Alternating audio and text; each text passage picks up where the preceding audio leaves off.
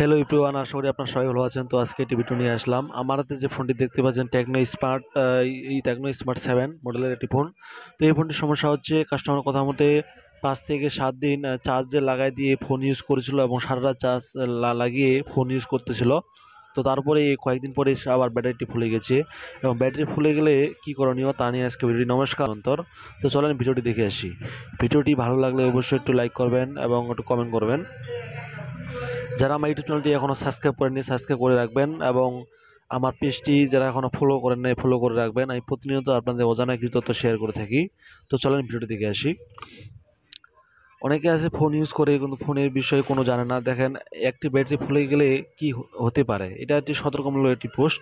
তো দেখেন একটি ব্যাটারি ফুলে যাওয়ার পরে একটি ফোন বাস্টও হইতে পারে এবং বাস্ট কখন হবে তখন বলা যাবে না। আপনাদেরকে সতর্কের সাথে থাকতে হবে। বাস্ট হওয়ার আগেই আপনাদেরকে এই ব্যাটারি চেঞ্জ করতে হবে। মার্কেটে এই ব্যাটারিগুলো আপনি পাবেন, আমার কাছে আপনি পাবেন, আমি চেঞ্জ করে দিব, সমস্যা নাই। এই ব্যাটারিগুলো দীর্ঘদিন ইউজ করলে দেখা যাচ্ছে রেমনের প্রবলেম, ব্যাকসেল ফেটে যায় এবং যেহেতু ব্যাটারিটি ফুলে গেছে এই জন্য। যেহেতু দেখতে পাচ্ছেন ব্যাটারিতে যে ফুলে যাওয়ার পরে কি একটা অবস্থা হয়ে গেছে, এটি আসলে ব্যাটারিগুলো অনেক খুব সতর্কর সাথে আমাদেরকে খুলতে হয়।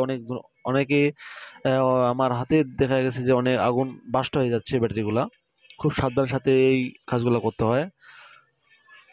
যারা আমার ভিডিওটি দেখতেছেন অবশ্যই লাইক করবেন, শেয়ার করবেন এবং কোথা থেকে ভিডিওটি দেখতেছেন অবশ্যই জানাবেন। তো এখন আমি ব্যাটারিটি আউট করে নিয়েছি মাদারবোর্ড থেকে। তো এখন দেখতে পাচ্ছি আমার রেবনটার কোনো ক্ষতি হয়েছে কিনা। কারণ একটি কাজের মূল কাজ করতে হলে সব কিছু A to Z চেক করতে হয়। তো ঠিক আছে, আজকে এই পর্যন্ত, সবাই ভালো থাকবেন, ধন্যবাদ।